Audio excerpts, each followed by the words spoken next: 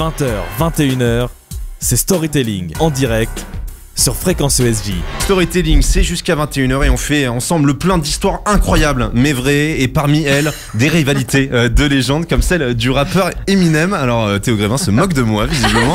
Du slogan, Ouais. plus précisément. Alors Eminem, il en a eu beaucoup, des rivalités tout au long de sa carrière, certaines plus marquantes que d'autres, mais il n'a jamais hésité à clasher d'autres rappeurs avec son flow très agressif, car je m'y connais très bien en rap.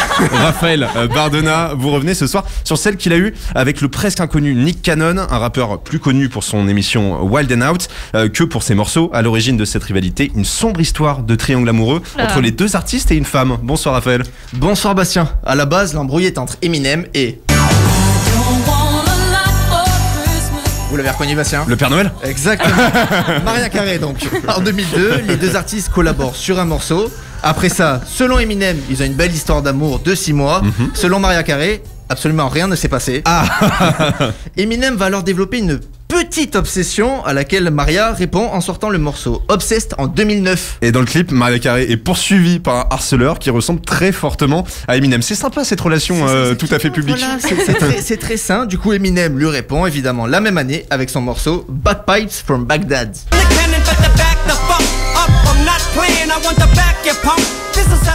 Donc dedans, il allume Mariah Carey, mais aussi un petit nouveau, Nick Cannon, avec qui elle vient de se marier. Il décrit tout ce qu'il a fait sous les draps avec la chanteuse. Ah oui. Et dit à Nick Cannon qu'il va clairement lui voler sa femme. D'accord. Forcément, Cannon le prend mal, son ego en prend un petit coup, et il se doit de répondre. Ouais, sauf que, à part pour son mariage avec Mariah Carey, personne ne connaît vraiment Nick Cannon. Alors niveau rap, on est à des années-lumière du niveau d'Eminem. Mais il se défend quand même. Il envoie en 2011 2 morceaux directement adressés à Eminem.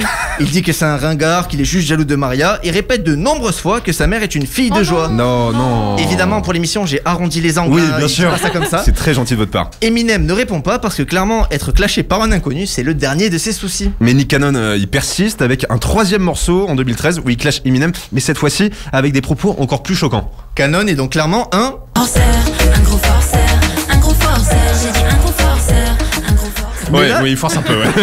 Mais là, il va beaucoup plus loin. Bon, il continue à insulter beaucoup la maman d'Eminem, mais petite nouveauté, il le traite de gros raciste. Ah ouais. Selon Nick, Eminem est un membre d'un petit club sympa, je sais pas si vous connaissez, le Ku Klux Klan. Ah oui, bon, à peu près, oui. En 2016, Cannon propose un match de boxe à Eminem en lui disant « Je vais te botter tes fesses de facho ». Pas de réponse d'Eminem. Il force et il va redemander encore en 2017. Toujours pas de réponse encore. Un bon gros farceur. Ouais. Et quand on croit que tout est fini, Eminem revient à la charge en 2019. Dans un morceau, il dit que Cannon n'était que le toutou de Maria et qu'il avait plus peur de se battre avec elle qu'avec Cannon. C'est sympa. Et les deux hommes ont cependant calmé le jeu depuis 2019. Nick Cannon a déclaré qu'il respectait quand même Eminem, mais pas les propos qu'il avait tenus sur Mariah Carey. Il lui a même proposé de venir dans son émission Wild 'N Out, une invitation à laquelle Eminem n'a pas répondu. Très sympa. Mariah Carey et Nick Cannon ont finalement divorcé en 2018 et la chanteuse ne s'est plus jamais exprimée sur Eminem. Merci Raphaël Bardona.